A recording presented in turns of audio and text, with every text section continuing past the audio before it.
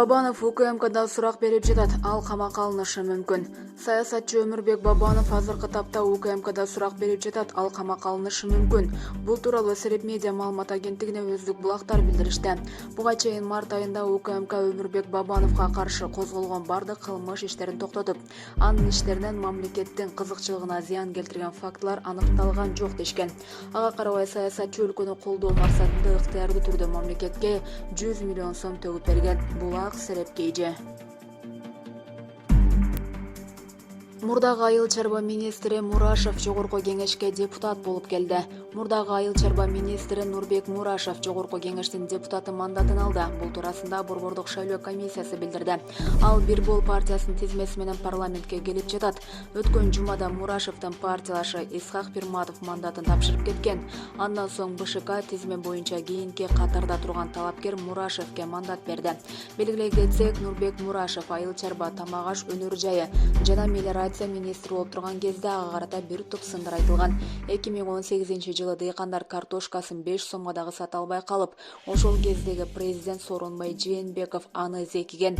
Министрлик картошканын баасы көтөрүлөт дегени менен олуттуу жылыш болгон эмес. 2019-жылдын башында Спутник Кыргызстан агенттигинин кабарчысы министрдин иш бөлмөсүнө чириген картошка алып барып, эмне үчүн бул жашылчанын баасы көтөрүлбөй жатканын сураган. Кийинчерээк ошол кездеги премьер-министр Мухаммедкалый Абылгазиев министрге мындан ары чириген картошка кабинетке келбесин деген талап коюп эскертүү берген. Булак Спутник Кейже.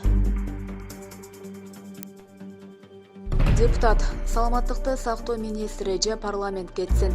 Жогорку кеңештин депутаты Сайдулла Нышанов 31-майда парламенттин бюджет жана финансы комитетинин жыйынында саламаттыкты сактоо жана социалдык өнүктүрүү министри Алымкадыр Бейшеналиевдин ишин сынга алды. Эл өкүлү министр коронавирусту уу коргошу менен дарылоо сунушу менен кыргыз медицинасынын жалпы эле өлкөнү дүйнөгө уят кылганын айтты. Сиз эми президенттин артына туруп алып күчкө салып жатасыз да, парламентти тоготпойсуз, жыйындарга келбейсиз. Керек болсо парламентти кетирем дейсиз, бирок бул убактылуу. Мен 3 чакырылышта депутат болуп сизден чоң сүйлөгөндөрдү көрдүм, бирок аягы жакшы бүткөн жок. Парламент же сиз кетишиңиз керек, депутаттар биз ушуга келишибиз керек, деди Нышанов. Булак Назар Ньюс Кейже. Экс-депутат Сергей Ибрагимов мамлекетке 100 миллион сом төктү. Улуттук коопсуздук боюнча мамлекеттик комитет жогорку кеңештин 4-чакырылышында Ак Жол фракциясынан депутат болгон ишкер Сергей Ибрагимовдун бизнесине байланыштуу мыйзам бузууларды иликтеп бүттү.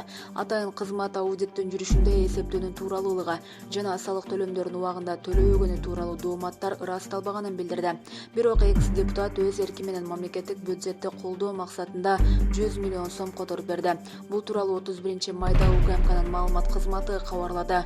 Сергей Ибрагимов 2007-2010 жылдары парламенттин депутаты болгон.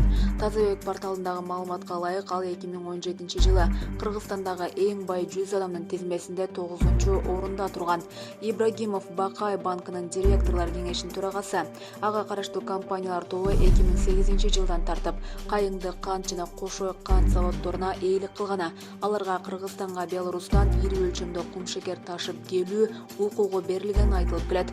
Убагында кумшекер бизнесинен түшкөн кирешенин 30% үлүшүнө мурдагы президент Курманбек Бакиевдин уулу Максим ээлик кылган. Бул маалымат аталган 2 компанияны улутташтыруу учурунда аныкталган. Булак Азаттык.